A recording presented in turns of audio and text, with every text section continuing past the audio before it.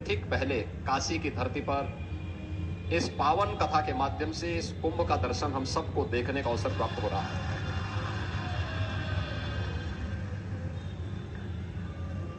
जिस अनुशासन के साथ और जिस श्रद्धा भाव के साथ आप सभी इस पावन कथा का श्रवण कर रहे हैं, तो मैं आप सबका भी सबसे पहले हृदय से अभिनंदन करता हूं। अभिनंदन दोनों भगवान शिव का भक्त होने के नाते भी,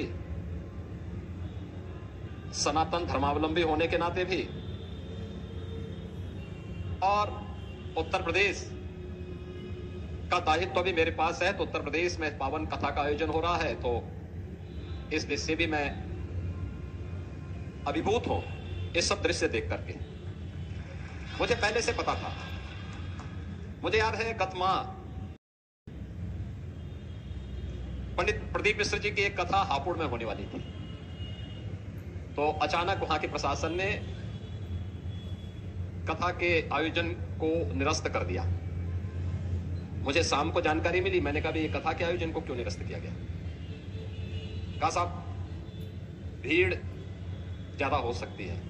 मैंने कहा उनकी कथा की तो चर्चा ही इस बात के लिए होती है कि वहां हजार में नहीं लाखों में गिनती होती है, लाखों में। लेकिन वे सभी श्रद्धालु होते हैं, भक्त होते हैं, परम भक्त होते हैं। और परम भक्ति की सबसे बड़ी पहचान क्या है?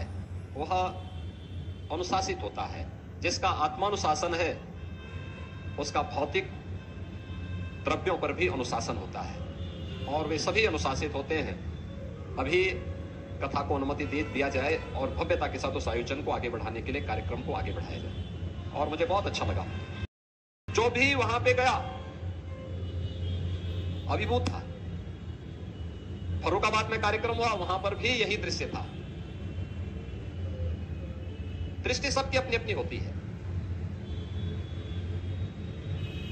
ये दृश्य हमारे लिए सनातन धर्म का एक लघु रूप है, लघु भारत का रूप है, और ये हमारी सामाजिक समता का भी प्रतीक है। कौन कहता है कि हम आपस में बंटे हैं? कहां जातिवाद है, कहां संप्रदाय का वाद है, कहां उपासना विधि का विवाद है? हम तो सब एक होकर के इस पावन कथा के माध्यम से अपने राष्ट्र धर्म के निर्वाह के लिए अपने आप को समर्पित करने के एक धर्म योद्धा के रूप में अपने आप को समर्पित कर रहे हैं। और ये कथा उसका एक उदाहरण हम सबके कर रहा है। जब मैं कथा के इस विहंगम दृश्य को देख रहा हूं, एकदम सामने बाबा विश्वनाथ का धाम है, मां गंगा का सानिध्य है। कितना सतवा बाबा ने ऐसा स्थल चयन किया कि एक साथ बाबा के भी दर्शन हो और मां गंगा के और मां अन्नपूर्णा के भी दर्शन हो, बाबा भैरवनाथ जी के भी दर्शन हो जाए। यानी यहां से एक साथ, यानी कथा भक्त ही नहीं सुन रहे हैं, साक्षात देवादिदेव महादेव भगवान विश्वनाथ भी सुन, बाबा भैरवनाथ भी सुन रहे हैं, काल भैरव भी सुन रहे हैं, और मां गंगा और मां अन्नपूर्णा भी सुन रही है। इतना विहंगम दृश्य, ये उन सभी लोगों के मुंह पे एक जवाब है जो हमें जाति के नाम पर, क्षेत्र के नाम पर, भाषा के नाम पर, तमाम वादों के नाम पर बांटते हैं। उनकी आंखों को खोलने के लिए कथा पर्याप्त है, इसका विहंगम दृश्य ही पर्याप्त है। और अब मुझे इस बात की भी प्रसन्नता है कि 5000 वर्ष पहले हम जिस पवित्र पीठ को व्यासपीठ कहते हैं, भगवान वेदव्यास की पवित्र परंपरा, भगवान वेदव्यास ने चारों वेदों का संग्रह करके आने वाली पीढ़ी को दिया। गुरु शिष्य की परंपरा वेदों के संरक्षण के लिए कैसे बननी है, भगवान वेदव्यास ने परंपरा दी।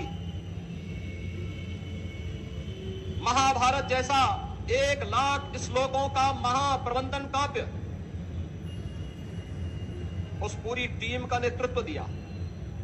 श्रीमद् भागवत महापुराण जैसा ज्ञान, भक्ति और वैराग्य का एक अद्भुत त्रिवेणी का महापुराण यानी जीवन की सफलता का रहस्य जिसमें छुपा हुआ हो, वह जिस भगवान वेदव्यास ने दिया हो।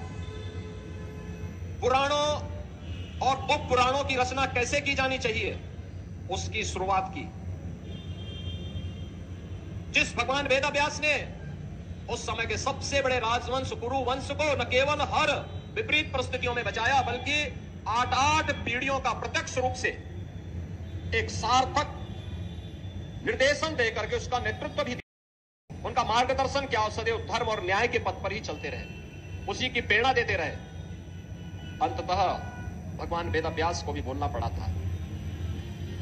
उस समय की स्थिति कितनी तनावपूर्ण रही होगी, किस प्रकार की त्रासदीपूर्ण रही होगी, जब भगवान वेदव्यास को बोलना पड़ा था कि मैं दोनों हाथ उठा करके लोगों से चिल्ला चिल्ला के बोलना हो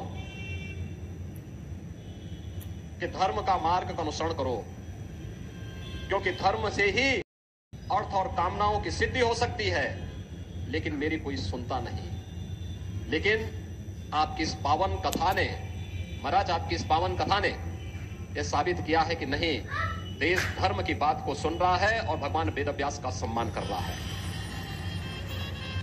व्यासपीठ अगर सुनाने को तैयार है तो श्रद्धालु सुनने को भी तैयार है, भक्त सुनने को भी तैयार है। और आज इस अवसर पर आप सभी को सचमुच हमें इन पावन कथाओं के माध्यम से राष्ट्रीय एकता को संबल मिलता है, राष्ट्र धर्म को मजबूती मिलती है। हम सबका ध्येय अपने इष्ट के प्रति, अपने देवी देवताओं के प्रति, अपने समाज के प्रति तो होना ही चाहिए, लेकिन अंततः ये मान के चलना चाहिए कि हम सबका अंतिम लक्ष्य होना चाहिए कि हमारे राष्ट्र की एकता और अखंडता को कोई चुनौती न देने पाए, उसको कोई खंडित न करने पाए, क्योंकि उसी में बचा हुआ है, उसी में धर्म भी बचा हुआ है, उसी में समाज भी बचा हुआ है, उसी में हम सब भी बचे हुए हैं, उसी में हमारी कथाओं की पावन परंपरा भी बची हुई है। और उस पावन कथा के श्रवण का आनंद आप सब ने लिया, आप ले रहे हैं, और वह भी काशी में। मैं इसके लिए सतवा बाबा को भी और उनकी पूरी टीम को भी हृदय से उनका भी अभिनंदन करता हूं। और मैं इस अवसर पर इस पूरी कथा के प्रति अपनी शुभकामनाएं देता हूं, और एक बार फिर से कथा व्यास पूज्य संत पंडित मिश्रा जी को हृदय से बधाई देता हूं एक सफल आयोजन के लिए, सफल कार्यक्रम के लिए। इस सफल बृहद विहंगम दृश्य को, मां गंगा के तट पर इतना बृहद आयोजन इतने अनुशासित तरीके से यहां पर हो रहा है, इसके लिए मैं आपका हृदय से अभिनंदन करता हूं। और आपकी ये यात्रा सनातन धर्म के लिए, भारत के लिए इसी बृहद रूप में आगे बढ़ती रहे, इसके लिए हमारी शुभकामना है। उत्तर प्रदेश की पूरी शुभकामना आपके साथ में है। इस पूरे अभियान के प्रति मैं शुभकामनाएं देते हुए अपनी वाणी को यहीं पे विराम देता हूं। जय जय श्री राम, हर हर महादेव।